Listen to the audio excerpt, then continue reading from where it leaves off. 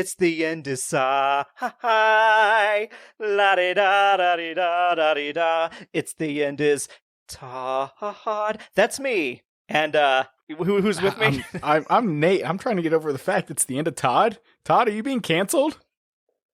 For what now? All right. What did I say this week already? Every week, I'm sure there's something people could get me for, but you know. Yeah. Yeah, nice. Put it in the theme of what we're doing, the movie and everything. That's right. The song. The song for The NeverEnding Story? You got it. Yeah. Yeah, I got it. Yes, I nailed it. I know the movie we watched.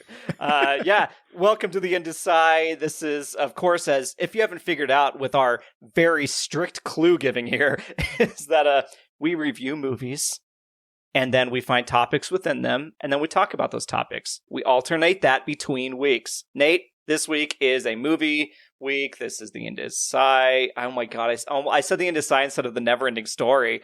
That's too confusing for me. I'm just a simple man. No, but it's okay. You're putting the Indecide over the NeverEnding Story. But one of those is never ending. Even though our episodes may feel like they're never ending to some listeners. This week as a listener right now just shuts it down. There, I ended it. They just fade us out. They don't even just hit stop. They fade their song down. Jesus. Their music. But anyway, their sound. God damn it. I said song music. Guys, we're starting off fresh this week. We had that in the same room energy last week, and now we're back to performing via tiny little boxes on our computers here.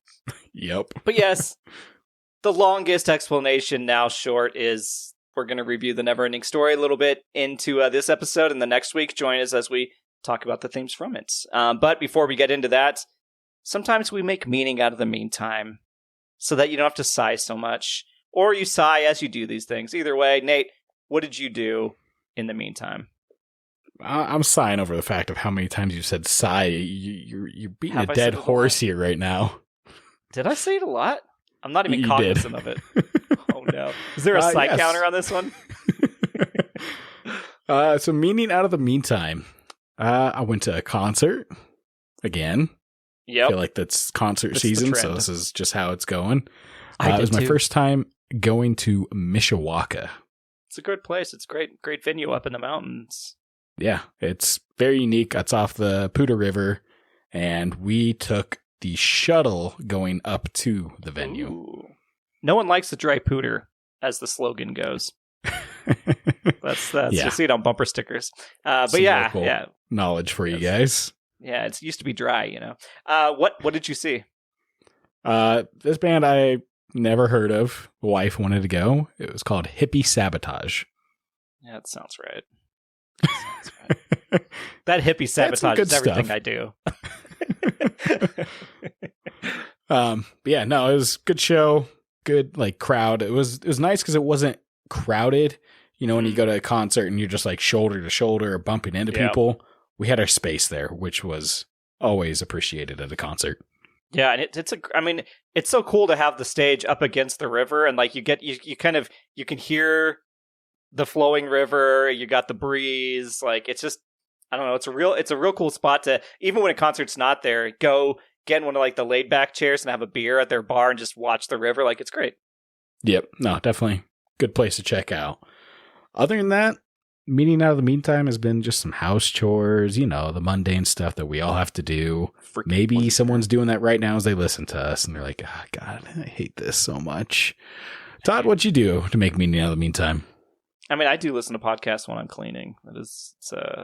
I don't like the sound of my own thoughts when I'm by myself, so sometimes I'll put it on just to do even the most mundane anything I'm doing. I'm like, oh, I need to clean the dishes, podcast. I'm going to go start dinner, podcast as I'm getting the steak ready or whatever the hell it is, right?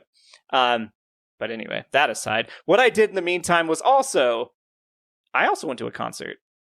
I went with a friend and we saw the 21st. I talked about this. I teased this in a previous episode, but we went to the 21st anniversary concert of Bright Eyes albums I'm Wide Awake, It's Morning, and Digital Ash and Digital Urn. And it was fantastic. It was delayed by a week, so when I was originally going to see it, we had a big snowfall because Colorado has random just dumps of snow. And they postponed it a week, and when went back, it was 80 degrees, beautiful weather for, a nighttime concert. And every song, I died walking up to the venue because my God, it is not forgiving. Those steps. Like, I'm always like, I want to do the Manitou Incline. I just want to see it. I just want to one day. And man, I walked up one set of steps going up Red Rocks, and I was like, oh no. I was like, yeah, I'm not doing anything anytime soon. But no, great concert. I had shared pictures. I think you must have probably seen them, where they have a line in their song where it's like, let's fuck it up, boys, make some noise. And then like they just start jamming out, and that's in one of the songs in I'm Wide Awake, It's Morning. And this time, as they're gearing up to that lyric, all these kids come out, like probably middle school kids come out in like construction gear, and they're all carrying plastic like guitars and drums, and they set them down, and then they all have bats in their hands, and then they sing, let's fuck it up, kids, make some noise. And the kids start beating all the instruments. They just start smashing all their instruments on stage, and it was fantastic. That's the kind of chaos that you like to see. Absolutely. And then they did it, interestingly, is we were walking up, and it was like 7:00 sharp, and the friend I went with was like, the concerts never start on time. We're like, yeah, that's true. Right at 7, boom, music started, and we're like, oh crap, the opener's playing. All right, well, whatever, it's the opener. Nope, that was Bright Eyes playing their first like 2 or 3 songs. They started immediately, because then their intermission was Ben Queller playing his set, and then they played their second album after he was done. And you're like, oh. So, I mean, we missed a couple songs. We heard them, but we just weren't there to visually see them. And then Ben Queller, while they were playing, my friend, I was like, hey, man, that looks like... Does anybody know their bassist looks like fucking Mick Lovin? And he's like, no. He's like, oh, maybe. I could kind of see it. And I was like, watching this whole set, I'm like, that dude looks like Mick Lovin. That is Christopher Mintz-Plasse. I guarantee it, right? And then they're kind of announcing the band members, and he's like, da-da-da, couldn't play. And I was like, Justin, spoiler, his name's Justin, with my friend Justin. I was trying to I don't know, aside of that, but I was like, dude, did he just say Christopher Mintz-Plasse? And he's like, I don't know. And I was like, I swear, man, that's weird. And so then I look it up. It's him.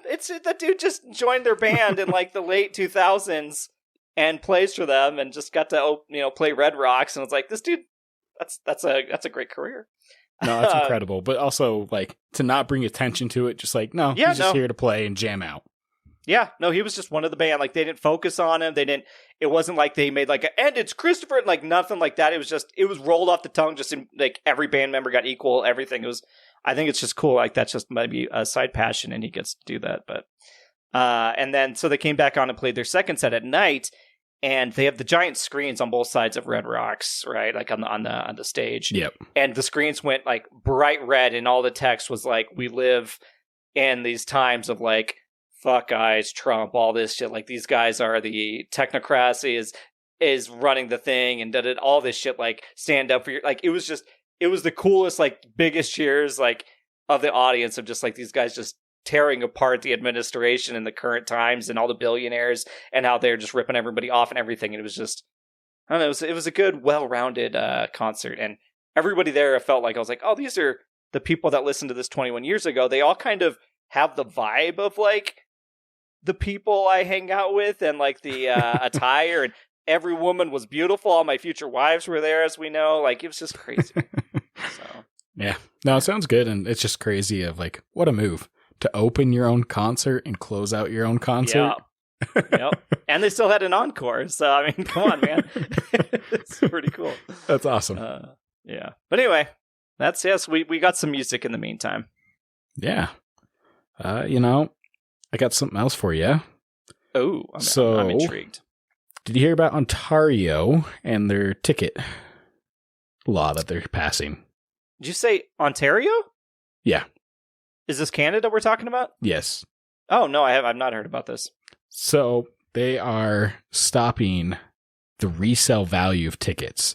So you are no longer allowed to resell a ticket for more than it's worth. And that's the law that they passed, to where that day Ticketmaster took everyone's tickets off of Ticketmaster and told them they had to resell them at face value. They could not sell it for a profit. Can you see what I'm doing? Can you hear this? He's clapping with no hands.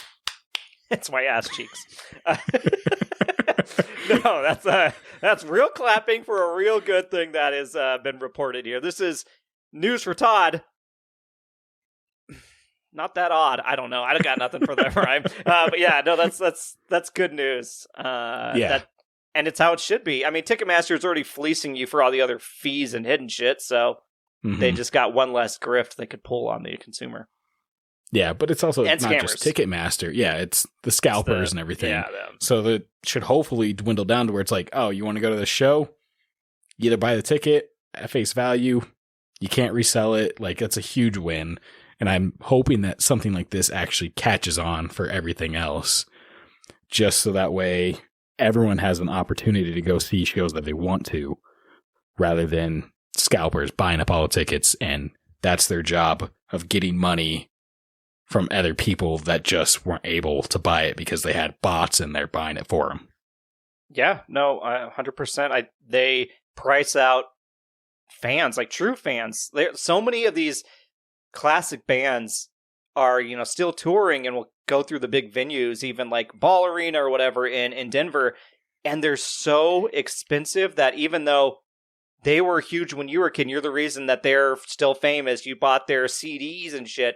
You can now not go enjoy them on their reunion tours or whatever because they're thousands of dollars. And you got to have like the parents spoiling their kid, or, somebody that's just willing to just drop a bunch of money on a couple hours. And yeah, I'm glad that you get to see this happening. And usually it always takes a government outside of the United States to force the United States to make good consumer practices. Yeah. So, you mean the States? They don't set trends? No, I mean, we set trends. They're not good ones. They're all money, money, money, money for one and above, and that's about it. Yeah. Yep. Back to billionaire talk with Nathaniel. Yes, let me twirl my mustache as we talk here. Not speaking of good news, speaking of a completely different topic, Nate, I had something to run by you. Okay. It's Todd's hot take. Todd's hot take. Okay. Now, see if you agree with me here. So I think every 10 years, and maybe I honestly might think 5, but I'm going to say 10, just to get people warmed up to this. Every 10 years, there should be a moratorium on new movies, TV shows, books, video games, etc. That means for 1 year, nothing is released new. Not a single new thing comes out.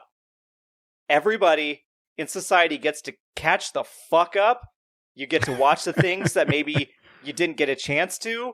Everybody gets to experience the classics. The theaters can show the same shit like that, that only had for like a week or whatever. It's like you got 12 months of just catching up to society, and you're not just constantly being drowned under new things.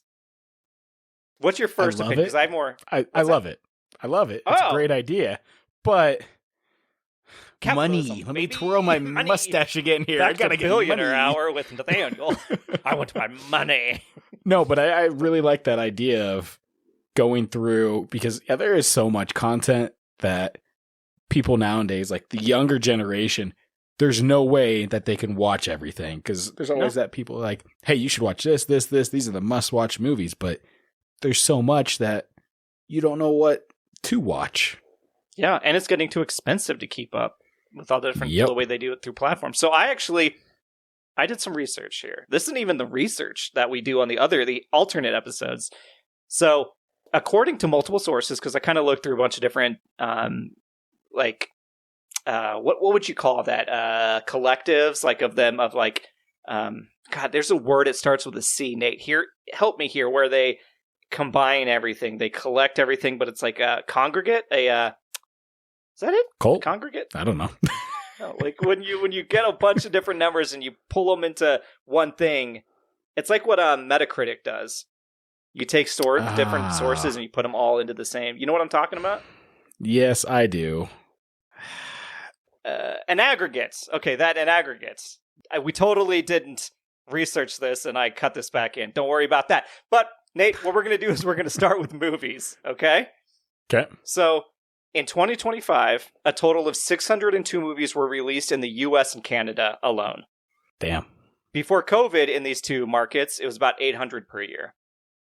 If you go worldwide, you're looking at about 9,500 new movies dropping in the world. That's insane. And so to put in context, though, India put out 2,500 in 2023 alone. They make up a good chunk of that, but you're still talking about around 7K, right? And according to Cinema Drop and many others, it's all guesswork, but the consensus is that there are about 500,000 movies that exist in the world right now. So good luck catching up. Now, when you go to TV shows, how many of those have you seen, Nate? You said what, 900,000? What was it? Yeah. No, 500,000. 500,000. 500,000. Okay. Probably around like the 300. Ooh, I wonder what our letterboxes say about that. Oh, okay, I haven't updated that. I update it every now and then, but I'll check that out. Let's see. Then TV shows, they say that 1,200 shows premiered in 2025, and a high of 1,700 happened in 2022. Okay, so you're talking 2K-ish around, maybe average over time. And I say here in my notes, to be honest, I'm not sure that accounts for worldwide even. But Nerdist, that outfit, estimates that over 800,000 TV shows exist. So add that to your movie count. Now, books. Books is where it just goes off the fucking rails. Every time I walk into like Barnes & Noble, I'm like, there's too much. I know that's weird for me to say, but I'm like, there's just too much. I don't know why we have so many, but it's fine. I get it. But traditionally published books, so this is like you go through Penguin or Random House or whatever. Traditionally published books released in 2025 hit 642,000 just in that 1 year. Jeez. This isn't all novels. This probably includes children's books, comic books. I don't think it includes comic books, but I do think it probably includes children's books. Yeah. Does this include like encyclopedias Self-help and stuff? updated? Yeah, I think dictionaries? It's all that stuff. Probably, yeah. Okay. I mean, we're talking probably net new ones. You're not getting a million new dictionaries every year, right? No, but you got joke books, certain things where... That's true. Best of lists National for that year Geographic, Where's Waldo? Oh, yeah. Yeah. I love my Where's Waldo's. Magic Eye books, they're in there. Yeah. How Stuff Works, take it with a grain of salt, it's How Stuff Works, estimates 156 million books exist. Damn. Wrap your brain around that one, big guy. I can't. It's too much. And there is so then I was like, video games. Let's throw in video games here. In the 2020s alone, around 2,000 games came out per year. In 2017 to 2018, it was their biggest time on all time, apparently. Over 8,000 games came out in those years. That's crazy. And you're like, there's shovelware, obviously there's shit, but there's a ton of good stuff in there too. And I say whatever G2A is, I didn't really look at what that stands for. They compared Steam to pre-Steam releases all the way back to the 70s and figured out that around 600,000 titles have been made. So 600,000 video games exist. And so what I came up with, obviously, is while books make up a lot of this, there's about, 158 million pieces of material to consume right now. 2 million of it are not books. That's still a lot. That you legitimately could consume. That is probably not all just shovelware, right? Some of it's life-changing. Some of it's buried underneath the next wave that'll come out next year, right? If that's that right now, then you've got 10,000 XS next year, 2027, 2028, and like I said, this doesn't even include new music that's released every year or new events or live shows that are put on plays and stuff that come out every year. This, or Nate, a bonus for you. Not the 5,000 new tabletop games that come out every single year. That's 5,000 new board games for you, an avid collector, that come out every year. Catch the fuck up, right? No, so this is why, guys, I get long-winded. It's fine. Sigh. There's 3 more for the episode. We need a moratorium. So, like, let's say 2027 came around and none of this happened. None of these new ones were being released. The books and TV shows and games that are out right now are out until 2028.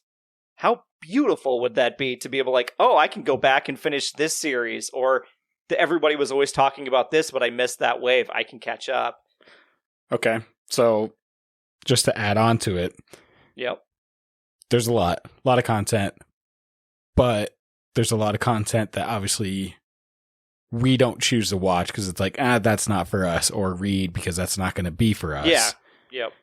So what if instead of just a year of everything, what it's a year of the big companies? They're not putting anything out. Only the small companies that's like, oh, you have X amount of employees or whatever. It gives them a chance to get out there and get their product noticed, because if someone's still clamoring for something new, they have that option, but it's from a smaller company that normally wouldn't get recognized because they're buried under the corporations. I like it. I think that would get tough with, like, you'd have to figure out a threshold for what constitutes as like a big publisher. And I think, and my cynical ass would go, well, somebody like Activision would then create all these indie houses to release these games under the team that they've paid for, that they've financed, that is ultimately under their publishing house, that funnels back into the big system under the guise of independence, so they still get their stuff out there and they make that money in that off year. Yeah, I feel like it would happen. In our make-believe world, though, hopefully there would be better restrictions on this. That's true. If we could get everybody to give up sending out new shit, and I get that, like, creators are like, but I was going to release my new book. Sorry, hope you don't die in that year and you can release it the next year. My bad. You know, there's going to be sacrifices we all got to make here for the good of society. If they were going to die and they were going to release the book that year, it could just be released under, you know, a family they won't member. Enjoy it. They won't get to enjoy the fruits of their, like, I've got a live book. They're dead. What do they care? Do they care even? Well, we'll get into metaphysical stuff another time. I also was working on some theories about that, and but that is not for this week, guys. That is for 2 weeks, 3 weeks, 4 weeks later. But yeah, that was my hot take, that we moratorium at least. Once every 10, I guess, was so big, but I think 5 is probably would feel better. 4 years of just thousands of stuff coming out. Because then people would also, not to harp on this even longer, but like that year would give studios and production teams and creatives a whole nother year to like nail down their scripts, to get their sets ready, to like plan this stuff out. So when they do release these things, it's all planned the hell out. Like it's... Man, I love your hypothetical mind of companies that would be like, you know what? You guys are laid off for a year. Get back with us next year. No, yeah, again, this is a world that exists just in maybe countries outside of the United States. Yep. This is Denmark, Sweden, maybe Ontario specifically, in Canada. I don't know. But anyway, I think it would be better for society, and that is my hot take. All right. Nate, this comes to my, quote-unquote, my favorite, most impressive, popular section, the ins and outs. All right, let me get my notes. I got ins and outs ready for you this week. Oh, okay. Is this a tease? I don't know if he's about to throw the papers over his back. No, I really have ins and outs. Oh, shit. Where I can't get my alert. I need that buzzer. I'm glad you guys don't see what I see, because his tongue was going crazy just now. Yeah, so my ins this week are multiple people. Oh, okay. Harrison Ford. Oh, yeah. Mm-hmm. Henry Winkler. Steve Wozniak. Yep. And Ed Bastian. Not Bastian from NeverEnding Story. No, not the father or something like that. I think I know where you're going with this, but I'm going to let you reveal it. Yeah, so these are all speakers doing their commencement speeches for colleges. Yep, for their alumni. And Harrison Ford, Henry Winkler just had really good speeches where Harrison Ford was just talking about, listen, my generation left you shit. So now you guys have to go out there and fix our shit. Henry Winkler went on to state, hey, you guys do what you want to like. We need it. Whatever it is that you like, we need it. Go out there and find your passion. And as for the other two, Steve and Ed, they're shitting on AI. Do you know who Steve Wozniak is? He is the co-founder of Apple. God damn. Nate's got me in a bind over here. I'm supposed to enlighten him, and he's over here schooling me. Yep. He's the anti-Gates kind of thing. Yeah. Yes. But he came out and he was like, you know what? We all have AI. And he says AI stands for actual intelligence. And it's just one of those where he went on to state, like, you don't need it. It's just be yourself. I didn't know that was him. I just knew it was a speaker that said that. I was like, this guy must be important for something. I didn't recognize him. Yeah. So he got a nickname. I went through the comics. Everyone's like, oh, the Woz. Woz is here. Oh, yeah, Woz. I do know the Woz, yeah. And then the other guy, Ed, he went out and he did his speech. He said, you know what? I used AI. I used AI to write my speech. As it spit it out, I read it and it lacked soul and warmth. So I decided to put pen to paper and write my own speech because it just wasn't right to use AI. Amen. And he's the Delta CEO. Interesting, because Delta doesn't always make great decisions, but, a broken clock. Yeah. So he's in this week. He could make a bad decision, next week, but... That's true. Yeah, that's true. No, I love seeing that because I imagine your out is going to talk to something similar.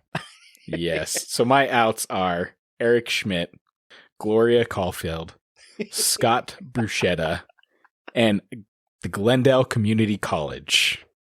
Ooh, okay, the Glendale Community. Really? Is this California? What should I think? I think it was Arizona, great actually. City. Okay, because Glendale, California is a nice little city. It's got best wing place in the state, by the way. Just a heads up. Yeah. Hot Wing Cafe. Got to get my plugs in there. Back to Eric Schmidt, he was just talking about AI's here. It's a tool. We need to use it. And I was like, that's just a CEO talking. Like, that's they don't want to spend the money on the workforce. Then you had Gloria Caulfield, who was talking about the AI's rise. It's the industrial revolution now. It's all AI. And I loved it because she was doing it in front of I think it was a arts degree, like school. Mm-hmm. And the amount of boo she got where she was like, really, guys, come on. And then she went on later in her speech to say, oh, years ago, we didn't have AI. And then everyone cheered. And I think she got the wrong impression because she's like, okay, now they're on my side type deal. And it's like, no, they're cheering because there wasn't AI years ago. Well, she didn't have AI to tell her that she was in the wrong on that one and that she misinterpreted that. Yep. Then same with Scott Bruschetta, CEO, just talking about AI, how it's here. We should utilize it. It's going to be a great tool. And then the last one being Glendale Community College. This one wasn't a speech, actually. This was just the college decided to use AI to read aloud the names of all the graduates, but the AI skipped a bunch of names and mispronounced a bunch of names. So they pretty much went out, the president or whatever of the college came out afterwards and was like, hey, sorry about what happened, but we don't have the time to walk through it again. So that moment that either parents dream of watching their kids walk or even the people that are graduating always, are there. They want to live that moment was now ruined because AI. And they're like, you know what? We can't go back. Sorry. Our bad. You guys forgive us, right? That was so frustrating and embarrassing and tone deaf and everything. Like, yeah, her speech of being like, oh, yeah, we used AI and all lessons learned, but hopefully, I know you guys wanted maybe a picture when you're up here to walk, but you guys can get your pictures outside. Hopefully you get your picture, it'll still be as memorable. And it's like, you piece of shit. You got to walk. You got your picture. You probably saw your children walk and get their pictures or whatever. Sometimes that's one of the biggest moments in somebody's life is to all the hard work they put in to graduate and show that they have true intelligence and everything, right? And you just ripped it from them like, oops, we did a manual process through AI that has been done for every college, everywhere, forever. And all of a sudden we had to use AI. Like, why? Why would you have to automate the reading of names? Yeah, it just doesn't make any sense. It's laziness. Just AI. People not wanting to do their job, they're like, I'll just throw it in fucking AI, call it good. Yeah, no, that's the workforce right now. And that's, unfortunately, sounds like a lot of institutional leaders are also falling for it because they're done with I'll become this great writer or creative and I'll put all this out into the world. They're like, I'm over that hill. I don't really care if they use it because I've already done my thing. Like, I don't care what it ruins because I've already enjoyed my time. It's very frustrating. That's a great out. Which Todd, is good because you got ins and outs? I don't have them this week, baby. Oh! What I have instead, so that worked out perfectly, is I have a mystery movie for Nate. Now, this is going to potentially be a multi-long thing that we do over these episodes because, Nate, I'm gonna spool you up here. There is a movie that I have not seen that would probably make you go, what the hell are you talking about? That doesn't make any sense. And I want to see if you can guess that movie. So every week, you can ask me one question about it and take a guess at the movie. If we remember to keep doing this. Oh gosh. But that's what I'm gonna load you up with. It's a movie based on our experience together. You'd go, why? That doesn't make any sense. You haven't seen that. So would you like to start? I need to have pen and paper and start taking notes to make sure I remember. What did I ask? That's true. I guess you would have to keep track of that unless you want to listen to the episode each time. Also, if there's any listener out there that wants to give me a question to ask Todd about this, that'd be great. So I get one question this week. And one guess. You can guess the movie. You can just rip one out of the, Okay. Let's narrow it down to... Okay. Is this an animated movie? No. All right, cool. That takes out a big chunk. That's a good starter. Yeah, it's a good start. I think there's still a ways to go. I will be so happy if you nail it all of a sudden, but also I'm curious to see if the build-up's worth it. I guess my guess this week will be Big Trouble in Little China? No, that is not the movie. Okay. One in the books. That was it's in and it's out because who knows?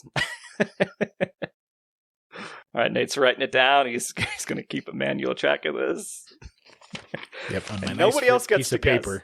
Oh, nice. There you go. No one else gets to guess. Other people can guess. If you guys give me a guess, I'll gladly guess it. Oh, you mean the movie itself? Yeah. Yeah, that's fair. Okay. That's my tease for you. It's I've always thought about it every now and then. I'm like, should I tell him that? I mean, it's weird for me to not have seen it. And I'm like, he would be like, what? So yeah, I hope it pays off here. But anyway. Yeah. It's a good thing I won't lose sleep over it. Don't know if that's insulting or true. Son of a bitch. He's very proud of himself over there.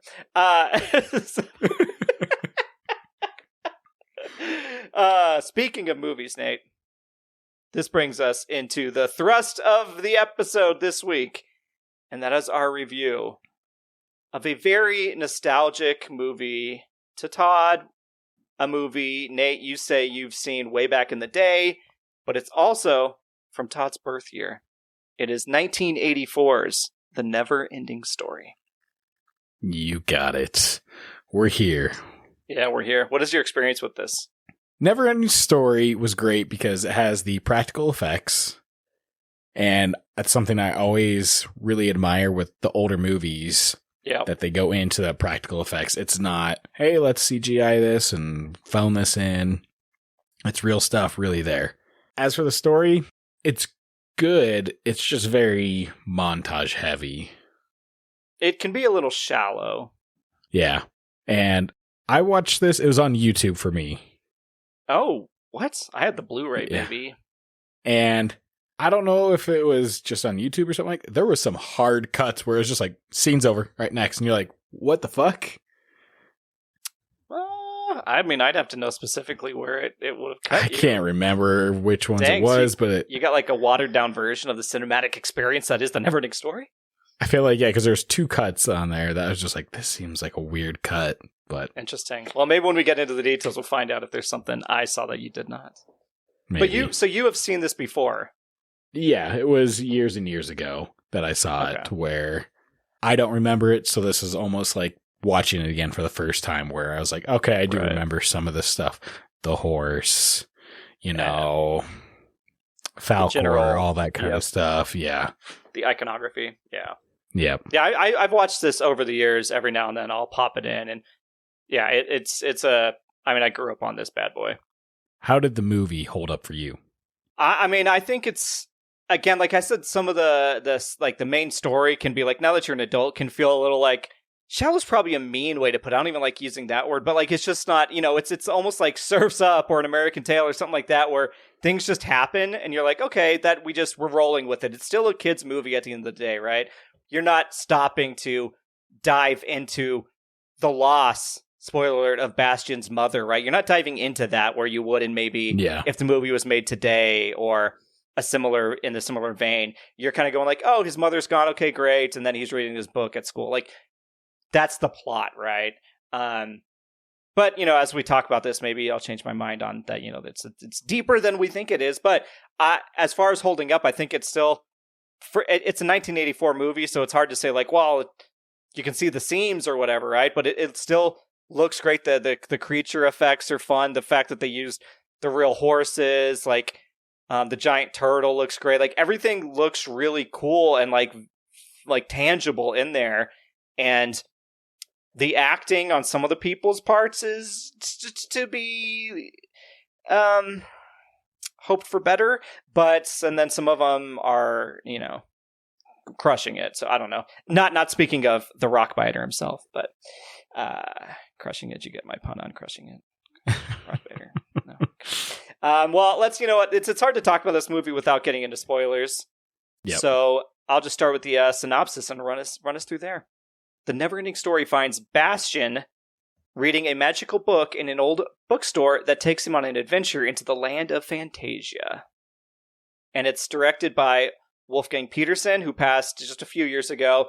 He did The Perfect Storm, Air Force One, Outbreak, Das Boot, which was a famous movie, famous war movie. Written by Wolfgang and a couple other people. The cast is fairly small for such a big movie, right? Like, it spans a lot of stuff, but you've got Barrett Oliver as Bastian, Balthazar Bucks, so it's a hell of a name, man. Noah Hathaway as Atreyu, Tammy Stronach, as Childlike Empress, aka Moonchild, Patricia Hayes as Urgel, Sidney Bromley as Ingiwook, Alan Oppenheimer as the voice of Falcor, Gamork, Rockbiter, and the narrator. So, dude's carrying the movie, and Thomas Hill as Carl Conrad Coriander, aka the bookseller. It's almost like Stan Lee levels of alliteration here. And then others as they voice characters and creatures and stuff like that. But the only one that I really know is Alan Oppenheimer, just because he did a lot of voice work in other stuff. He-Man, he was Skeletor.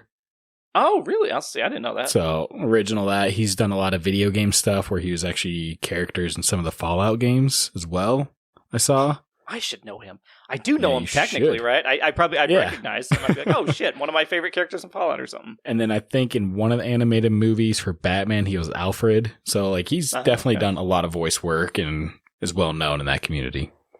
Nice. Okay. I would say like right away, like we're kind of introduced to Bastian, and what I love about this movie is how it kind of just breaks in immediately with the freaking theme song, right? It's the NeverEnding Story. It's badass cloud work. There's so much cloud work in this movie. Montages of swirling. I don't know how they made these, because some of them I think are real cloud stuff, and some of them definitely are not. So I think with some of that, it was something to do with like oils, where they'd put oils in water, and then they of course inverted it so it was upside down when they filmed it, and that's what kind of created some of those cloud effects. It's really cool. And again, that's that practical use where you go, no CGI is creating that thing to look as just like, I don't know, it's just unique as it is. And I even said like in my own notes, I was like, get me a cleaned up version of that opening montage of clouds for a screensaver. I'll throw him a couple bucks. I'll just get that rolling through the background there. But we do jump into the reality after all that, and it's Bastian and his boring father. He's a pretty boring guy, kind of the typical dad in the suit getting ready to go. He's a nice father. Seems like, nice, but he's a tone-deaf traditional one. And we learn about this stuff pretty quick. Mom is dead. And what is dad doing, Nate, during this scene? Is this where they're Take a shot. I want to hear what you think he was doing in this scene. Seemed like a bowl of cereal or something with breakfast. Well, Bastian the dad was blending eggs. Ah, okay. He was just cracking eggs into the blender. He blended them up into a big old yellow glass and drank that like Rocky Balboa. Like, yeah, he's blending freaking eggs and just drinking them. But he says a sad mom line where he's like, because Bastian says he misses mom, and he's like, I know, right? And he's like, Bastian, we each have responsibilities. We can't let mom's death be an excuse for not getting the old job done, right? You're like, Dad, come on, man. Yeah, he's definitely a sad dad that just, he's like, I don't know what to do. My wife's gone. I'm going to just spiral and be a piece of shit. Yeah. I mean, I don't think he's like a bad dad. I think he gets more fleshed out in the sequel. And especially they mentioned like, I wish you would go out for the swimming team. And that is the sequel where Bastian is trying out for the swimming team. He's like on the high dive board. And that's like kind of his fear, the new thing that kind of takes him into the Fantasia stuff and like overcoming this. So, got it. Spoiler for that. But of course he's bullied. They're all teasing about his mom being dead. It's fucking rude. They're trash can bullies. Yeah. By the way, they're running through the streets of New York, and this kid is like fearing for his life. Yeah. Nobody on the streets of New York is doing shit. They're just like, yeah, whatever. No one's stopping them. No, one guy gets a glass bottle filled with something knocked out of his hand and it breaks on the sidewalk.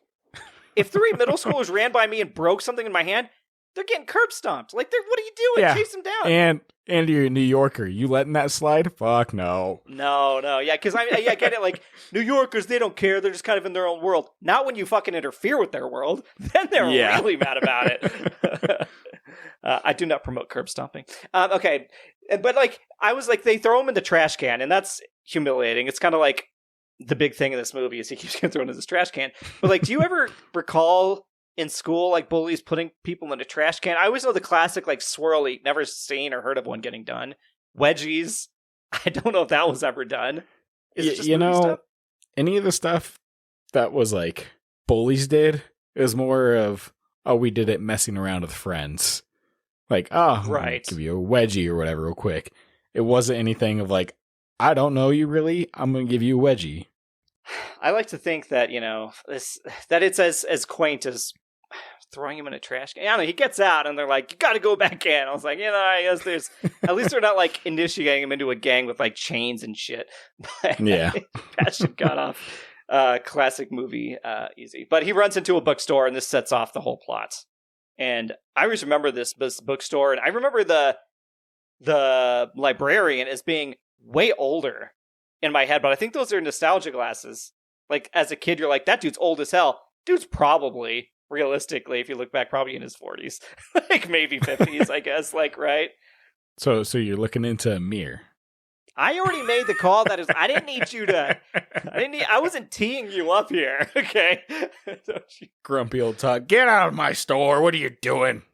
That's kind of what he did. He was like, oh, I hate you, but I'm a magical elder, because I knew you were being chased, Bastian, this boy, and I'm reading the book, the one with the Orin on it. The Orin is the symbol that they keep talking about that has the 2 intertwined snakes, which I love the Orin. I like they're always like at Comic-Cons, they're always selling like journals that have that book cover on it, right? And I'm always tempted to get, like, I would never write in the thing, but I'm always tempted to just have it. Or get like an Orin necklace, because I have the one, I have Jarrus necklace from Labyrinth because I wore it for a costume. Like, now I need to get the Orin, right? But there's no, I could dress up like Atreyu, but I'd have to have the nips out. I don't know. I'll think about that. I need to get in shape if I'm going to pull that off. Give me a few years. Let's see. But yeah, he's go around chasing the purple buffalo. Yes. Spoiler: Atreyu is a purple buffalo hunter. But he's a real book guy, and so is Bastian. They kind of start talking about like books, right? I don't know. He's a piece of shit. Bastian? No, the librarian guy.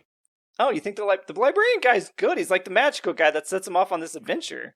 I still don't like him. Okay, you go into the store and all that, and he's like, "Hey, these are books. These aren't comic books." I was like, "Okay, I fucked this guy already. I don't like him. You fucked this guy already." Harping. He's harping on comic books like they're not real stories, and I'm like, "Yeah, fuck you, guy." I think my interpretation, was that this old librarian dude respects all the stuff, even the comics, but he's saying your stuff doesn't do what this book does. Like, it's all a lead up to say, like, all those books are great because he's like, you've read, or Sebastian says, I've read Treasure Island, Last of the Mohicans, Wizard of Oz, Lord of the Rings, 20,000 Leagues Under the Sea, Tarzan. He mentions Robinson Crusoe, and it's like, those books are all great and obviously literary gods among the books, right? But he's like, those don't matter. Those are just stories. This one doesn't actually involve you. This one doesn't take you to that fourth dimension type thing. You know, I still don't like this guy because he'd probably hark me for playing the Robin Crusoe board game instead of reading the goddamn book. I think he'd appreciate a board game. I feel like that old guy did get him to a board game. He'd play Jumanji because he'd get you into that world too. He's the kind of guy that would give you the drugs, man. But like, I mean, that's basically the whole setup, right? He's like, hey, Bastian, this book is different. It's crazy. Like, this is the thing that takes you somewhere else. Bastian says he has 186 books at home, but none are like this one, right? And then he leaves to go see a customer and just leaves this very good book right there. And Bastian, well, he's a little steals thief. It. Yeah, he steals it. Little Bastian boy. Little bastard. And I mean, let's be honest. That's what the librarian wanted. Yep. He wanted it to be taken because it's a cursed object, and he didn't want to bear that curse anymore. It's a fucking Horcrux. You've got to kill the librarian and the book at the same time so Bastian can escape Fantasia. This is the Dark Gritty reboot. My God, son! It feels like real life. This isn't a book at all. Yeah, but he's Sebastian even like, yeah, the bookkeeper, librarian, whatever, kind of gives like that smirk of like, oh good, he stole it. That's what I wanted, right? He's the ultimate. He's behind the scenes. He's almost like a god in this world. It feels like if we were to dive deeper, you know, if this was a series, you'd get the episode 8 where you reveal the bookkeeper's been a god or something. But then we get to one of the two main kind of areas in this story, and that's the school, particularly the attic. And this school alone has always creeped me out. It feels like cold and abandoned and sterile. Like it's the giant clean hallways and like everything's dead quiet. Even though he looks into the classroom and sees them in there, everything's just like nobody's ever out there. There feels like there's no life in there. And so he runs up to the attic because he doesn't want to go into class to read. And this is a nightmare attic. It's cobwebs and dust and just, I don't know, old shit. I've never seen an attic like that in a school. Never. No. This is a Fantasia attic. Like this should be in Fantasia.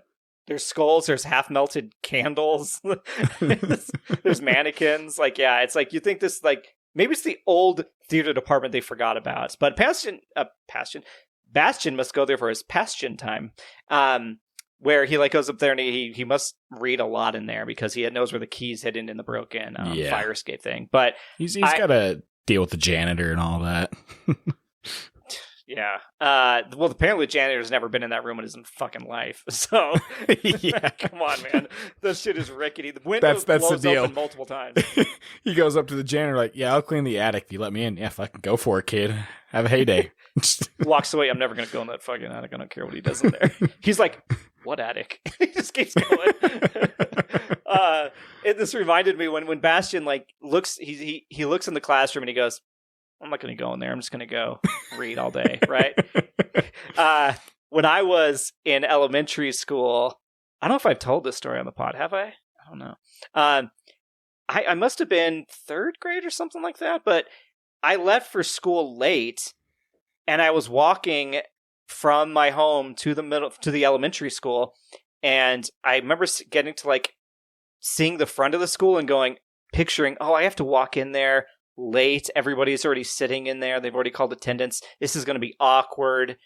And I just turned around and just hung out.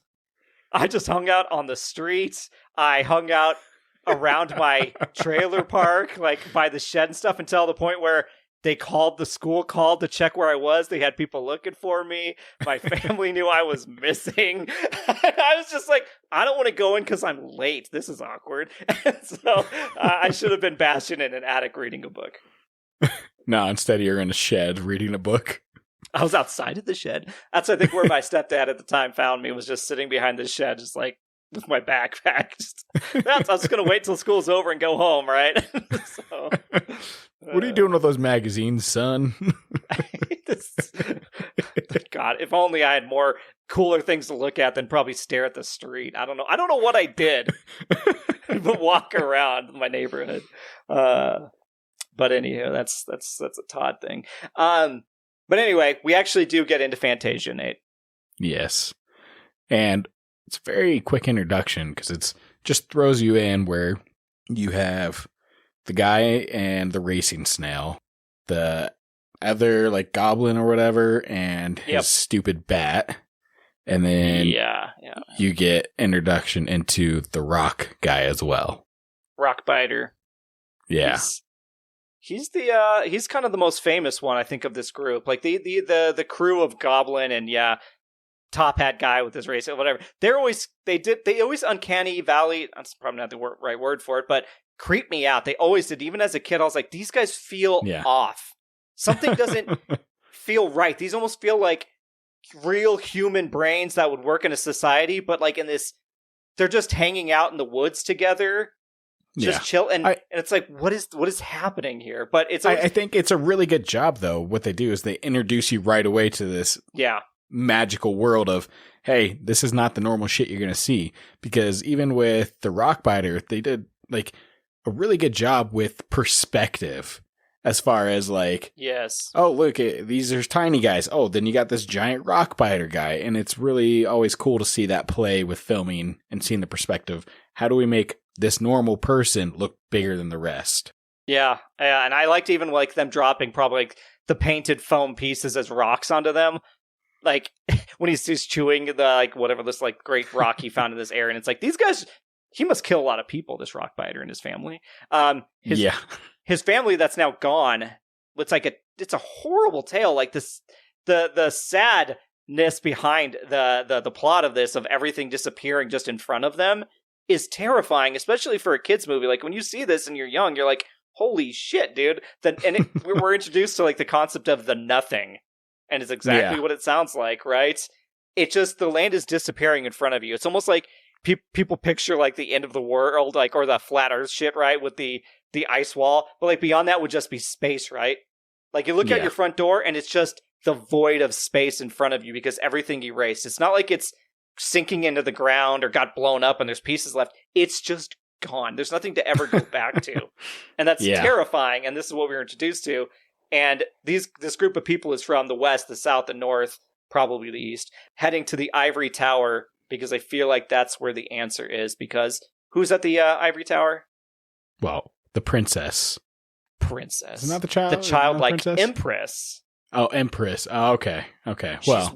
She's way cooler than a princess. Sorry, I was just focused on the fact of the nothing being there, and I was like, oh, it's a good nod to the end of Psy, because, right, that's all it is right there. The nothingness at the end. Yeah. Yeah. Guys, bringing you back out of Fantasia down to reality. But yeah. I mean, then, like you mentioned, there's a lot of montages, and you get the clouds and all that stuff, and the vast of space that it leaves behind. And this is where we get introduced to one of our main players, and that is Atreyu, because Atreyu has been summoned to the Ivory Tower, where there's the creature effects of the people are wild, and again, it's unsettling because these are supposed to be functional things in this world, and you're like, how does this multi-faced block work?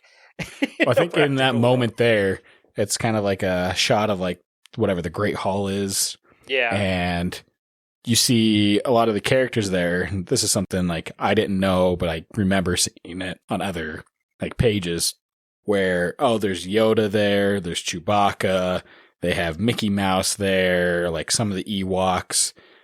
Those are characters in that moment, but it's such a quick glimpse that you don't catch it unless you're actually watching it like frame by frame.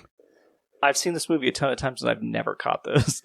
Yeah, it is very fast. It's just I know it because it's something that's I've seen online, or else I would have no idea either.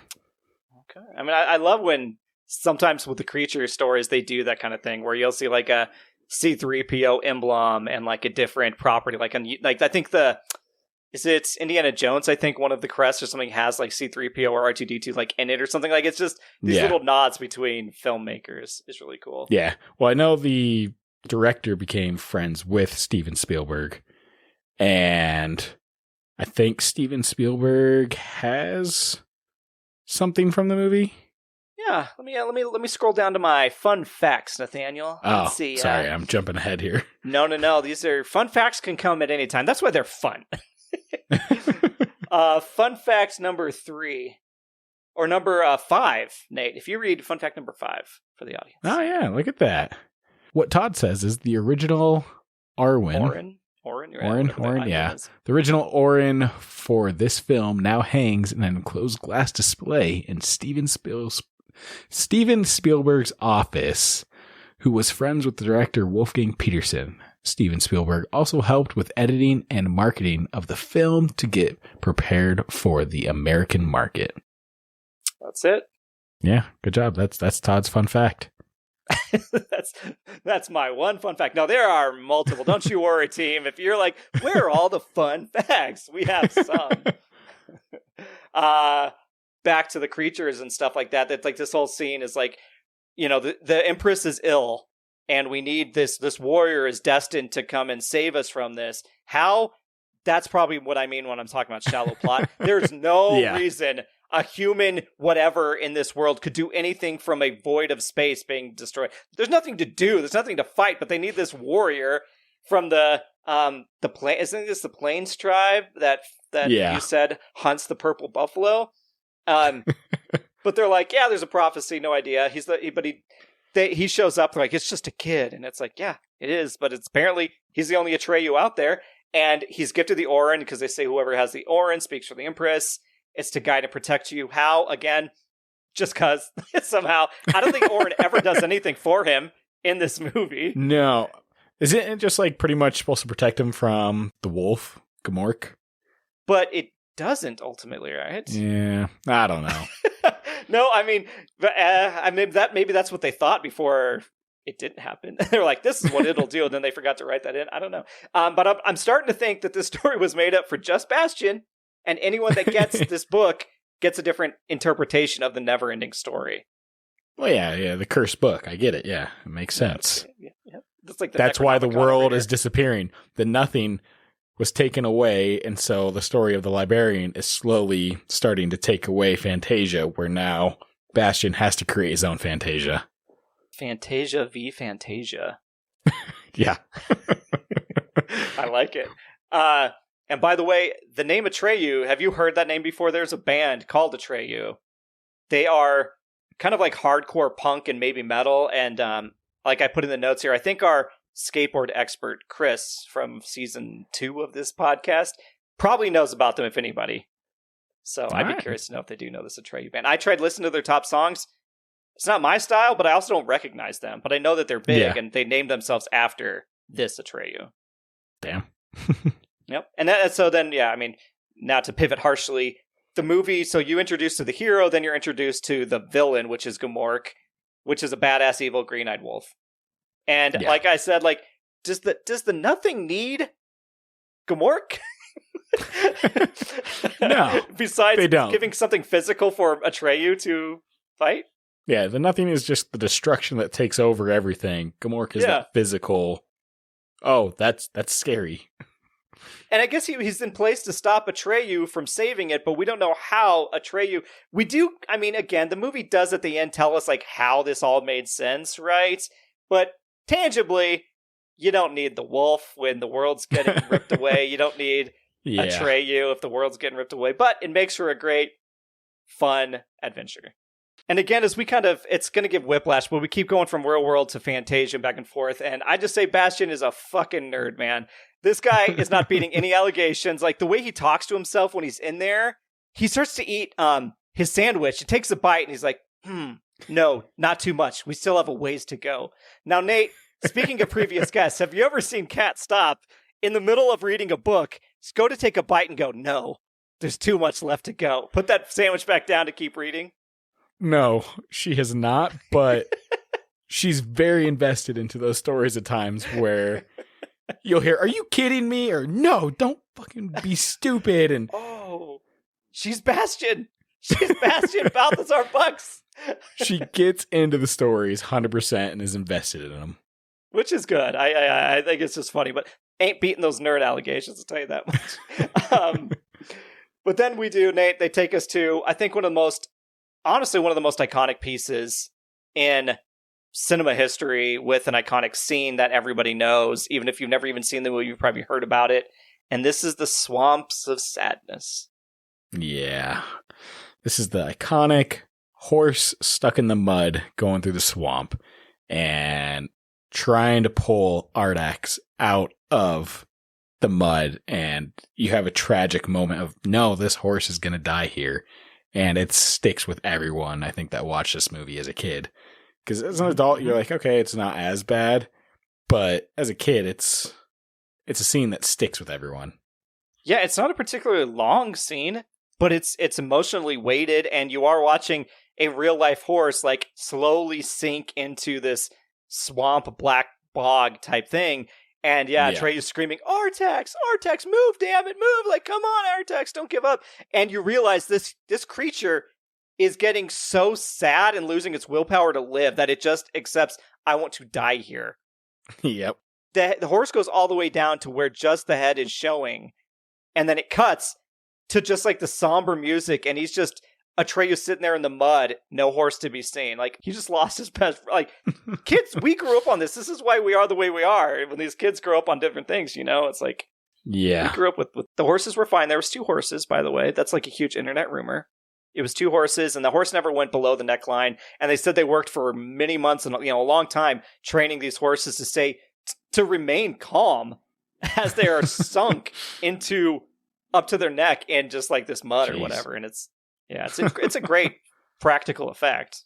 Yeah, no, I think there's some convention where I saw they recreated that scene and people got to, which is weird, relive that moment, but be the person trying to pull Artax out of the mud. That's the points you can't do. That's like the Sword and the Stone. Is it just never a thing you can do? Yeah, it's insane. Like there's no winning, right? They didn't like do it so like one lucky person out of this group is going to save Artax this time. Yeah. But yeah, the movie gives you further stakes, and you're like, this shit is affecting even our main heroes. Now he's on foot, and he's looking. He went to the swamps, by the way, to find Morla, which is the giant turtle, and it's a classic figure in literature. It's basically the Earth turtle, and according to Wikipedia, our trusted source, it's also called the cosmic turtle or the world-bearing turtle. It's a mytheme of a giant turtle or tortoise. I don't know why they make that. I guess there's a distinction. Right? Supporting or containing the world. It occurs in Hinduism, Chinese mythology, and the mythologies of some of the indigenous peoples of the Americas. So, like, you see it in many different places of this Earth on the back of a giant turtle. And this is what we get to see. This one, a little different. This fucker keeps sneezing. And it's a great practical, again, so we're going to keep hitting that over again. So many times I say psi, we're going to say practical effects. But when it sneezes and kicks Atreyu off the tree into the mud, and he gets up like 3 or 4 times, just keeps going back. It's great every time to see him really throw himself back off this tree into the mud. I was like, that must have been a fun day on set, but he was probably cold and wet and just dirty for 24 hours. Yeah. No, it was definitely some good scenes. The one where it got me with like the wind as he's trying to hold on to the branches as well. Yes. Yep.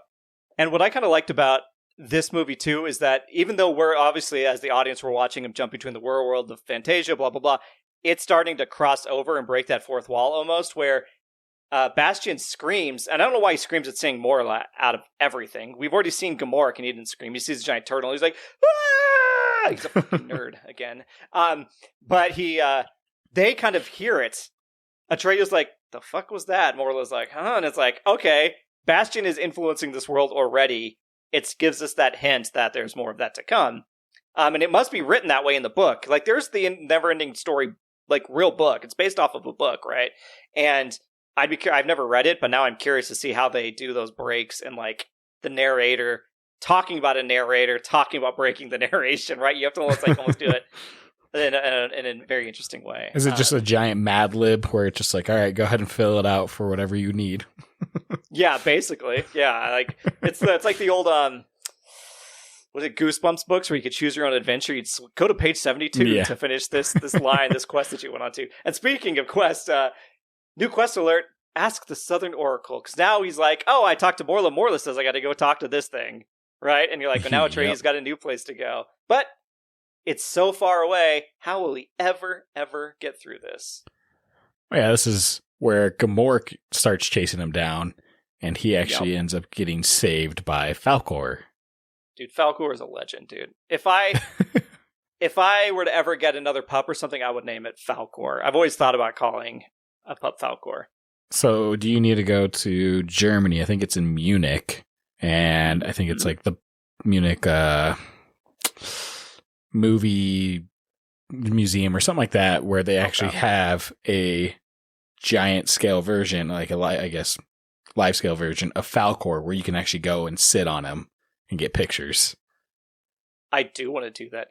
It would be cheesy as hell, but man, would I not put that as my profile picture on Hinge? Be like, look at this, look at one me. Fist in the air, the fist in the air. Yeah, hell yeah. the Bastion Falkor combination. Spoiler alert. Not saying Bastion ever gets to write. That would be crazy. Yeah, it would be.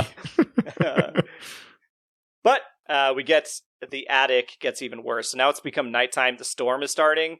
It's starting to blow the windows open. But again, this fucking nerd stops and says out loud, no, Atreyu wouldn't quit now. Because he's like about to leave the attic and go home. And he's like, nah, I'm going back in. I'm like, my God, this kid is killing me. But I told you, this book's a curse. It does things to you. It makes you a real loser. But yeah, fucking Falkor, the luck dragon, the legend, the myth, the Gamork cock tease, because yeah, like you said, he swings and gets him right before Gamork's about to grab him. He takes Atreyu out there to head towards the Southern Oracle. And the Falkor design is also kind of interesting because he's like half dragon, half dog, but he also has like old man teeth. He's got human teeth, and it's always, it's not dog teeth. It's not dragon teeth. Yeah, it's a kind of weird level of creepy cuteness. Yes, yeah. And Falkor has a very big prominent line in here, and I think this is the thrust of the movie. Almost like you had the line for Surf's Up of kind of like, you never give up, or like, the whole theme of like what grounds this like fantastical kind of story. And it is never give up, and good luck will find you. So, what if you die before it finds you? Well, then I don't think it applies to you. Sorry, like, you didn't get the good luck. You shit out of luck. It's like if you die on Wednesday, TGIF doesn't matter to you, okay? It doesn't matter. Welcome to the nothing.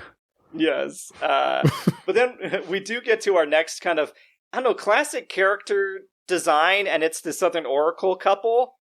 And I mentioned their names at the top. I ain't going to mention them, but they're the tiny old couple, and they're just the best. And it's like, get out of my life, witch! And like, he keeps talking to us. It's just the cranky old couple. And it reminds me of the people from Princess Bride. It reminds me of that kind of the same similar couple, the old couple yelling about each other in the hut. And Atreyu is fine, and he was saved by the luck dragon, and he's been being healed by the wife. And the husband studies the Southern Oracle. That's just what he does. He's an expert in it. So apparently it's a whole society, and they have researchers. And Nate, can you explain to me what the Southern Oracle is and why it's so impressive / what the fuck? Giant. Oh, I wasn't even going to there yet. Oh. But you are on the right track for the second half of that question. Gateway of naked ladies and wings. I mean, yes, that's the physical manifestation of them, to be fair. So it's the two, almost, they're sphinxes, but they're like women with the wings, and yet they have ginormous breasts. And they're on both sides of him. Like, obviously you're going to get distracted, right? But whatever. The whole point, like, what I'm saying is like, so the old man is like, let's go look at this knight is about to go through the Southern Oracle. Let's watch this. But they're going up there, and he's like, to the winch, and he has the wife take him up in a bucket. It's fantastic. But anyway, they're up there looking through, and this knight is walking. You have to walk between the two oracles, and you have to be of sure mind. You can't be distracted, and they'll let you pass. These are two statues on the... Can't you fly the fuck around them? Why would you have to walk through them? Is there like... What happens on the other side that's not walk-aroundable? Because it's in a canyon. Okay, well, I guess... land you on the other side? So this is where they walk through the Sphinx stuff, then they get to the mirror, and then he gets back to the Sphinx that tell him you have to give the Empress a name, right? That's the actual Southern Oracle. This is like the Southern Oracle's entrance exam. So yeah, maybe that's the thing, is it's an exam that in order to get that answer, you have to pass the test of this exam first. If you don't do it, then you're shit out of luck. Okay, well then I raise you... I like that. I raise you the second question. Did Atreyu pass the first test?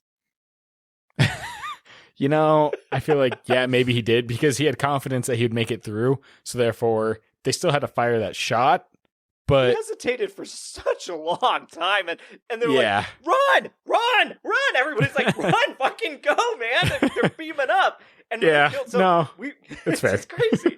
When like the knight in shining armor kind of goes through, and they light up and kill him immediately. He's just like, he's charred to shit, and the horse runs away. The horse was of sound mind. It was going to make it through. But the knight dies.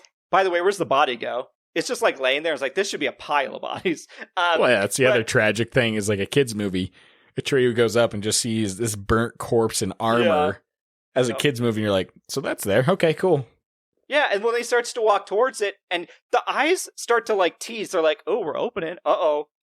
3, 2, and they're like, run, Atreyu, and he's like, and he just runs and jumps across, and they try to kill him, and they don't get him. I don't think you passed the test, more so you cheated it. But, he does get to move along. So like, yeah, Atreyu, you did it. You never see the old couple again. That plot line is done. But it basically just don't stand that one specific spot and you're fine. Couldn't you sidle next to one of the other one, make it shoot itself? I don't know. There's a whole sort of thing you could do here. But yeah, then he gets to the mirror that you mentioned. And who does he see in the mirror? He sees Bastian. Bastian Bucks. The worlds are starting to collide. Yeah. Yes. The biggest mindfuck in a place that has rock biters and childlike empresses and tiny scientists. The biggest mindfuck for Atreyu was seeing a kid in 80s clothes. Like, he was just like, what the... Like, this was his test. There's nothing... He didn't have to pass anything. Nothing happened.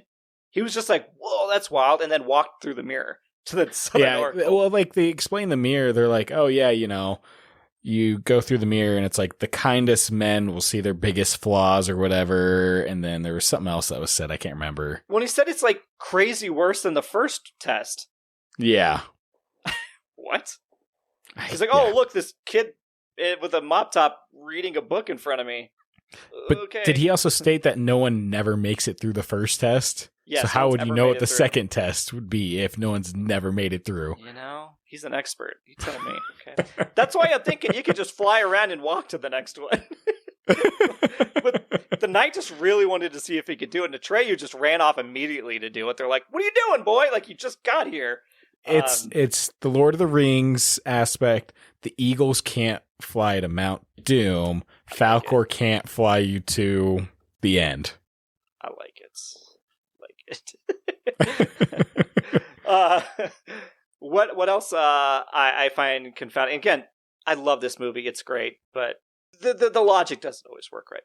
But he gets to the Southern Oracle. It's the same two sphinxes, but they're blue this time. And their logic was just like, hey, you have to give the Empress a name. Yes. That's how you stop the nothing, is you give the Empress a name. Why? Don't know. How? I name it anything, right? I guess. I just called her an it, sorry, but like, name her something. That's the whole thing. It's like, why would the Oracle know this? But then the Oracle starts breaking down. Is that its whole thing? Like, I just start breaking? Like, it wasn't even like the nothing was there. But they're like, yo, man, I need to name her. And so we kind of leave. And then you go back to Bastian, and he looks out the window, and he's like, and it's not connected as far as we're aware right at this point. But Bastian says to himself that his mother had a beautiful name, and if only they had asked him. And you're like, oh, I wonder what's going to happen here, Bastian. Yeah. That's where it has the blank line, and that's where you write in the name in the book. Yes, there's the fill the blank. Mother's maiden name. This would be the last. But yeah, that's the shtick is like, oh, it's easy to give anyone a name, but it has to be from a human child. So that's where Atreyu is like, how am I supposed to find a human child? And is Atreyu not a human child? No, from the Great Plains that go after the purple buffalo. Looks pretty human. Yeah. So yeah, after Atreyu figures out, hey, this is my goal, I need to go find a human kid to name the Empress. Mm-hmm. They get on Falkor and kind of head towards, the Nothing? The Ivory Tower. They're not going to the Ivory Nothing, Tower. But it is going to be Nothing pretty soon. Yeah, but during this is where the Nothing cloud gets the best of Falkor and Atreyu, to where kind of crashes out on a beach. Yep. And he drops the Orin in there too, because he wakes up and there's no Orin on him. And then he sees the giant wolf prince, which we know he doesn't, that it's probably Gamork. Yeah. He starts to follow them, but he runs into a big feller there. Yeah, the Rockbiter. And this is where I remember he's looking at his hands or whatever, and it says, yeah. His big strong hands, he couldn't hold on to his little friends. And yeah, he's all alone. Yeah, that his just sadness in his voice, to your point of that voice actor, and he's like, I couldn't hold on to my friends, and I'll just sit here and let it take me away too. They look like good, strong hands, don't they? And it's just like, God damn, dude. He's looking at his hands and being so sad that he couldn't hold on to the snail racer and the bat guy and stuff. And it's like, what a metaphor for loneliness and failure. And I say the same thing to myself in the mirror every single morning. So I try to boost up, expectations. Yeah. And then from here, this is where you get Gamork versus Atreyu, the big battle of the wolf versus the purple buffalo hunter. Yes, the purple buffalo. I want to see how big and badass these are. I really do too. I want to know. Or it's just a buffalo, it's purple. That's what I'm picturing, but I was like, I need them to be raging assholes. Yeah. And it's kind of like a quick fight. There's nothing really to it. It's just the wolf lunges at him. And it's a very quick lunge too. For the practical effects, that was one thing that got me in. Just how quick they I don't know if they had them on a pulley system or what it was, or they sped up the frames. But Gamork just lunges out so quick from that little cavern that he's hidden in. Yeah, and to that point, it's a cool little build up too, because he's going through this city where it's all in rubble and stuff. And I pictured Baldur's Gate, and if you go into ruins or something, you're like, oh, there's this old painting or this old room, and I was like, that'd be kind of cool to see in its heyday. But he's looking through all the prophecy of himself going through these steps that we've already seen, even Falkor's included, and he sees the picture of Gamork, and it's obviously a painting, but then they cut to the real Gamork in a cave representing that picture, looking at it with the green eyes, and it's just really cool. And Gamork has a very timeless, unfortunately, line where he says, people lose hope and forget dreams, nothing grows stronger. And he's talking about why are you supporting the Nothing? And so Atreyu says, why? Why would you do this? And he says, because people who have no hopes are easy to control, and whoever has the control has the power. That's the life, baby. That's the real world coming into Fantasia, hot and heavy. And then just leaps the shit out of Atreyu, but Atreyu had picked up a piece of broken glass and does that classic underneath stab into the heart, and Gamork's just fucking dead. I think he has a couple death twitches, but other than that, but it's definitely very typical of you don't know who's coming out on top. They both lunge at each other, but who's gonna win? Man, this is where the Nothing finally catches up to Atreyu, and I had this moment for the first time watching this where he was holding the wind is pulling him, and he's just holding on for dear life. But it's not like a storm in the real world or other movies where you wait for it to pass. It's just everything's gone. If he lets go, he goes into the void. He's done. There's nothing you literally can't stop holding on because it's not going to abate, and he can get further. He can't climb down and work his way away from the Nothing. It's just always going to be there. And that is another kind of where this movie goes from there's high fantasy and child fantasy and luck dragons, but then you get into despair, and that is really what the Nothing is. It's that real idea of despair and loss, and what you can't do anything. There's nowhere to go. there's no planning ahead, no plan B, there's no relent to it, and it's just like boom, and then you get to like almost like this quiet space scene where there's just Fantasia is officially gone. The narrator says that, and there's just like rocks floating, and the ivory tower is just by itself on one floating like asteroid-ish type thing. Yeah.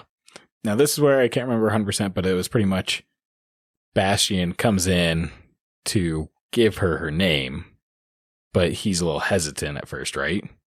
Yeah, I mean, you're giving him a lot of credit because maybe it's the opposite. You're not giving him enough credit, Nathaniel, because this is like the whole build-up. This is the denouement of the movie, and this is that after the climax? This is the climax. Okay, the denouement might be the after. Okay, this is the climax where, yeah, I mean, essentially that is what happens, right? But the Orin finally shows its usefulness because it links. He's like, hey, I've got the Orin. The other kid would have the Orin as well, type thing. And Bastian sees it on the book. He's like, oh shit. Obviously, and they're like, he's saying the human child, he must know. And they're like, they're talking about me. This can't be right. And Atreyu walks in and talks to the childlike empress. They're the only two people left anywhere. Like, that's just them two. And she's like, why do you look so sad? And I was like, dude, I don't know. Look around. Everything's gone. But she's like, but you brought the reader Bastian. And the reason that Atreyu is even a part of this story is because he had to be like engaging enough and have this mission to keep the kid reading. He needed, like, he was the vessel to keep the kid's imagination going and entertained, to stay, oh no, Atreyu wouldn't give up, I'm going to stay in the attic, and I'm going to take a victory bite of my apple like a goddamn nerd. Like, so Atreyu did all this only in a way to keep his attention span long enough to get him to the ivory tower to fulfill his prophecy. She's like crying, and she's a great little actress in this moment of she's crying. She's like, Bastian, he simply can't imagine that one little boy could be so important. And that's really what we heard as kids, right? That's when we're like, oh shit, this story's about me. I am important. I have things to offer and stuff. So this is another piece of that message in the movie. And she looks straight to the audience and says, Bastian. Oh, this is where I kind of put in my notes. She's the original Deadpool because she breaks the fourth wall. So I hope you appreciate Moonchild started. And spoiler, he says, Moonchild, which his mother's name was freaking Moonchild, by the way. So, I mean, hippie stuff there. That mother definitely went through some hippie times and changed her own name. Yeah, I don't think she was born Moonchild, unless her parents were hippies. Then yeah, but that's some. If this movie takes place 1984, then you're talking. She was probably born 40s. in the. No, she's probably born 60s, if not, let's 50s to 60s. Yeah, probably 60s. You know, people had kids younger. So maybe the mom named her during the Roaring 50s. 20s? Like the Gatsby days? I don't know. Yeah, it wouldn't be. You're right. She named herself Moonchild. Guys, we figured it out. I think to our deduction skills. But yeah, he yells out Moonchild, and then they're standing there, and then I think it becomes just Bastian and the childlike empress, aka Moonchild, holding the last grain of sand. Like, he waited till the last goddamn second way to cut it close. Of Fantasia, and because that still exists, he still has time. And basically, she says you can make a wish, and you can have as many wishes as you want, and the more wishes you make, the better it is. I don't think I'd give this kid infinite wishes. Godspeed to the rest of the world. Or should I say Moonchild speed, because she is God here, so God is Moonchild, Moonchild is God. Bless you, for we have been blessed with her. And so his wish, obviously, bring Fantasia back. And it cuts to Falcor flying him around. You got the theme music popping out, right? And what if there's a scenario, a worst case, where she's like, you can have any wish you want, do whatever you want, and it's just him and an empty Fantasia with Falcor flying him around like his own personal butler. He doesn't bring anybody back. He's just the most selfish child in the world, and everything goes to shit because Bastian just like, I could do whatever I want. I just want to explore. But no, he brings everybody back. Everything's there. The snail people, all that stuff. And then we break the fourth wall one final time, Nate. And that's back in New York City. Yeah, that's him making his other wishes to go bully the bullies. Yeah. And they get thrown into a trash can. They throw themselves into a trash can. Yeah, this is where it's insane, because you just have Falcor flying through New York. No one's like, yeah, they're like, oh, what the fuck is this? Yeah. But it's just like, what the fuck? This kid caused mass hysteria. If this kid has a bad day, everyone's dead. That's true. The infinite wishes. He's another living god now. Yeah. So now this is where, I mean, movie's over. I never saw the second one, but I kind of saw that this movie ends about halfway through the book itself. Yep. And then I know kind of what happens in the book going forward because of the infinite wishes. And I don't know if that takes part in the second movie as well. I really liked number 2, but I don't recall all the details, and if the wishes come into it, I don't know what happened in the second part of the actual book. I do know, like, all right, I'll leave that spoiler out then for you. No, you can spoil. I want you to spoil it here. Let me second. I'll just say number 1, great movie. Number 2 is solid. Number 3 is dog shit, and it has a very young Jack Black in it as a bully, weird like punk bully. It's a horrible movie. But that's my opinion. In my opinion, asterisk everything. To your point, the one I'll spoil you up with on your little tidbit there is that the author of the book, Michael Ende, E-N-D-E, was initially happy about his book being turned into a film. Ende worked with Wolfgang Peterson as a script advisor and was paid $50K for the rights to his book. Ende claimed that Peterson later rewrote the script without consulting him, and that his adaptation deviated so far from his book that he requested the production either be halted or the film's title be changed. When the producers did neither, he sued them and subsequently lost the case. So, and it says the film only covers the first half of the book, cutting off in the middle of chapter 13. Yeah. So what happens? So, in the rest of the book, pretty much, he has unlimited wishes, but he starts to lose his memories as he makes the wishes. And so that's why I was like, this book is a curse, because it gives you unlimited wishes, but you start losing your memories. And that's why the librarian wanted to get rid of it, is because he was losing his memories. And that's why he fucking got rid of it. Wow, that's a pretty dark turn. I can see why you might end it at that part for a movie, because that's a whole different plot line. That completely changes what you're doing halfway through, which can work for a book, but as a movie, you would have to do like part 1, part 2, and this was like a standalone kids thing. So yeah, I don't believe that's what happens in number 2. Again, I think he's like getting over his fear of diving into a pool, and in his mind, he sees like a waterfall and stuff like that. And there's like creepy guards with like pinchers. They're like gray. There's evil people. Like it's just, there's a carriage ride. It's fucking weird, man. But it is good, and I like the actor in that one. But I mean, let's finish up some fun true facts. True with a question mark. So, the makeup team on the movie tried to paint Noah Hathaway, who was Atreyu, green, just as he was in the book, but they said it wasn't believable, and I looked like fungi, Hathaway said. So Atreyu was green in the book. So that would be better if when they say human child, you go, well, that makes sense. He's not human. Yeah. You said the fact about the Orin and Steven Spielberg, obviously, that's cool. Fun fact for Todd is the soundtrack is an absolute banger and nostalgia to the gills. It reminds me of so many like movies, including The Goonies, and it's sometimes when I listen to when I'm getting ready in the morning. No joke. I have it on my like albums. Like you've got my liked songs, this focus mode, NeverEnding Story, and it's like cigarettes, like it's all over. Okay, so this is when you're looking in the mirror, talking about your hands. Yeah, they were such big hands. The NeverEnding Story. But yeah, like I said, the sequel came out in 1991, and it used plot elements from the NeverEnding Story, the second half, but introduced a new storyline. So there's our answer right there. It's right in the fun facts. But as I said, sometimes it's somehow it's darker and creepier. But Jonathan Brandis is Bastion in that, and it's good, I think, on because of that, because he's a great actor. Let's see. I think that's pretty much it. I guess one other fun fact. Oh, yeah. I know that Noah Hathaway, like obviously he didn't do a lot of acting after this, but at one point he did have his own tattoo studio out in California. Oh. Where he was a tattoo artist, but he is no longer due to a hand injury, so that kind of sucks. Oh, dang. I was going to be like, I wonder if he's ever tattooed like an Orin. You think people have asked him to do that? I bet. Oh, I'm sure, yeah. That's definitely stories like, thought. Yeah, see this tattoo here? Dude, if that would be cool, like Noah Hathaway, who played Atreyu, gave me the Orin tattoo on my body. Like, come on, man. Yeah. That's iconic. It's a good story, yeah.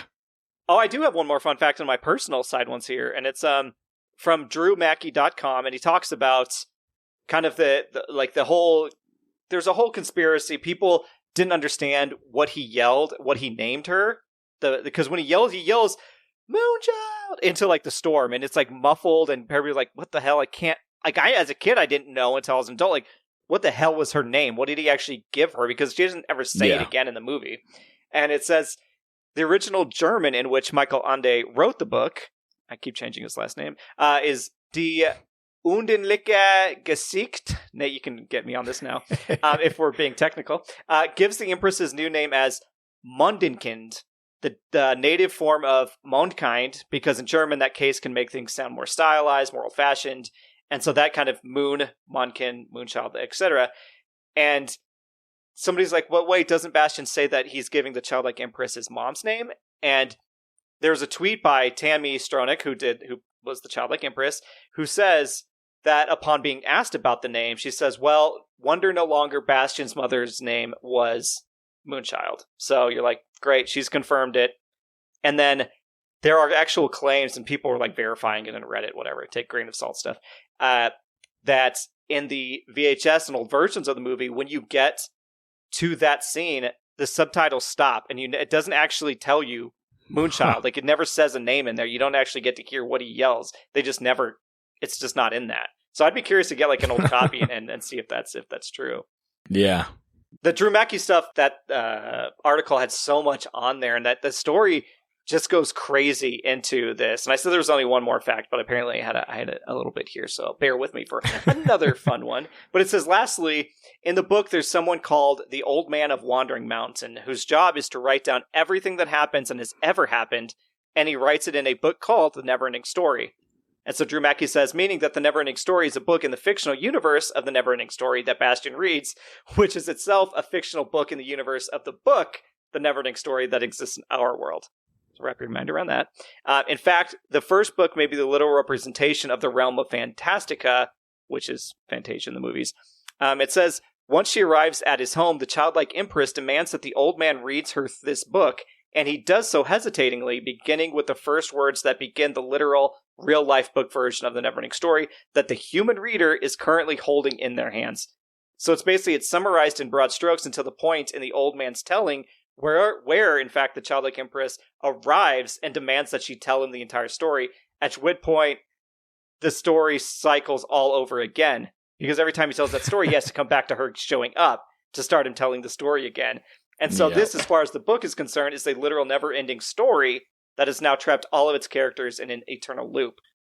It's made clear to Bastian that the only way he can break this cycle is to use his human agency to intervene, at which point he exclaims, "Moonchild, I'm coming!" Which is both the book's parallel for the scene in the movie.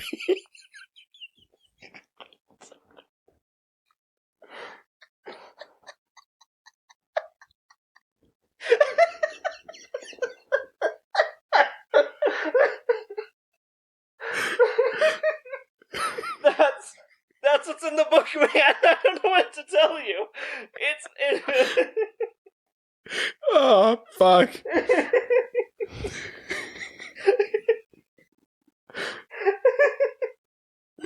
Oh, okay. Well, that's how we're ending the movie. That's the never-ending story, everybody. Oh, shit. Okay.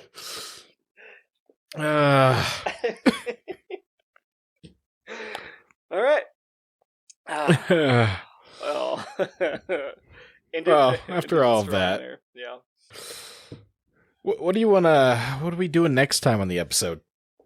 We are doing the themes that we drew from this movie review. Sorry, guys, we are just dumb guys recording a podcast. Okay. We are doing what we call Jesus Christ. Oh, guys. Just a peek behind the curtain, there was controversy of how I was going to read that fun fact, and when I had to do it with all earnesty, You got the results. Oh, fuck. All right. Okay. Well, okay, we're going to get back to action here. All right. Every other episode, we do the side quest. Shit, man! I can't look at you when you're on the screen. Oh, fuck. This is why it was better when I called it out, because We're just gonna... There we go. But yes, next episode, we are going to be doing the side quests, which are themes we pulled from this movie, and mine is going to be the science behind imagination. I'm going big on. I'm swinging for the fences here. Nate, what is your side quest going to be? It's just books. Books. I put it in capital. Books. I'm excited. I'm excited to know what you've surmised from books. I gave you some book facts at the beginning of this episode, so that's a little. But I don't know what it means. I was kind of mimicking like hitting another baseball out of the park there, but it doesn't really make sense, guys. We are tired now. That was a hell of a finish. Well, tune in next week for books and the science behind imagination. And Nate, in between now and then, what do you recommend for them to do, to see, to listen to? None of those things. Nothing to do, nothing to see, nothing to listen, but something to taste. Oh, okay. That's wow. All right. Mukbang. Yeah. So, so my recommendation is a Salmon Co. Todd has had this. I have. These are little ice cream fish sandwiches. Little? So, yeah, they're not that big. They're ginormous. Yeah, but it's like a Japanese dessert, and they have 3 different flavors that I'm aware of, which is strawberry, chocolate, and then the very Japanese flavor, red bean. Oh, I'd be curious to try that. I haven't tried it yet. I was like, I don't want to buy a whole pack and then like try it. I'm like, this is not for me. Next time board games, get a pack. We'll try one. Yeah. But yeah, chocolate, I'd highly recommend. Really enjoy it. Strawberry is a decent, not like my go-to, but yeah, that's my recommendation. Nice. Yeah, Nate was kind enough to, was it H Mart? I got it from H Mart. There's like 2 locations in the Denver area. I also saw people at one point, they found it at Costco. Oh. So you might be able to find it there. Nice. I'm sure it's kind of growing. It's such a unique texture when I have one of those. I have one left, so they come in packs of 4, and I still have one left. Because I'm like, oh man, if I eat a big dinner, I ain't having one of those motherfuckers. Like, I need to. That's like I ate lights, and I want a nice big treat for the end. But yeah, no, that's my recommendation. What do you got for them? Cool. I've got a throwback TV show a bit here, and I don't know if you've even heard of this one. It's called Less Than Kind. I have not. Okay. I remember watching this, I think through DirecTV many years ago, and I just fell in love with it. And according to the Wikipedia, Less Than Kind is a Canadian television series that started in 2008 and ended in 2013, so I did a good 5-year run. It's a comedy drama series that stars Jesse Camacho as Sheldon Bletcher, a teenager growing up in a loving but dysfunctional Jewish family in Winnipeg, Canada. The show's cast includes his parents, older brother, his Aunt Clara. The Bletchers struggle to operate a driving school out of their home in Winnipeg. And it was such a feel-good, I just loved this show. I would always look forward to like the new episodes coming out and everything. And I swear I'm not talking on my ass, because I looked at the Wikipedia included some accolades, and they say that the ensemble cast won at the Canadian Comedy Awards in 2009 and 2010. It received the 2010 Gemini Award for Best Comedy Program or Series and the inaugural award for Best Comedy Series at the first Canadian Screen Awards. So they've gotten some flowers for their stuff, but no one ever talks about it, ever. But yeah. I really enjoy that show. So Less Than Kind, I think you can find it. There's like one, I don't know, you might have to give it a Goog. I can't remember where I can find it. It's like available on one platform right now. It might be Amazon, but I know like some like subsidiary of HBO got it. So if you're not in the country and you're listening to us somehow, I mean not somehow, but like how'd you find us? Yeah, watch it. Nice. I like it. Well, Nate, you can take them home through the socials, baby. Yeah, so you can find us on pretty much all the major platforms. Facebook, Instagram, YouTube. You can email us at theendofsci@gmail.com. If you wouldn't mind, give us a nice little rate review. You can write some bullshit comment. The comment could even be, hey, Todd, is the movie from the 90s era? He doesn't have to answer that now. You can, make sure to leave the 5 stars. And that's 2 questions. Yeah, that's it. You can't do that. You didn't answer it, though. I just said they could do that. No, you're trying to get them to... You're trying to crowdsource my mystery movie? Yeah. Well played. Touche. Yeah, tell your friends, tell your family, tell those you hate. We know you do. And, yeah. That's it. Tell those you love. Yeah. Right? I think that's how I usually don't stop it on hate. But there you go. Tell those you love. All right. Nate, what do you got for us? No, we are allergic to youth. Ooh. Aren't we all? Those goddamn Gen Zers. You know what I'm saying? I tell you. Anyway, guys, going back to our golden days, a classic board game, if you will. It's fucking Candyland. Yeah, get that segue in there. Yeah, it was what it was. Bye. Bye.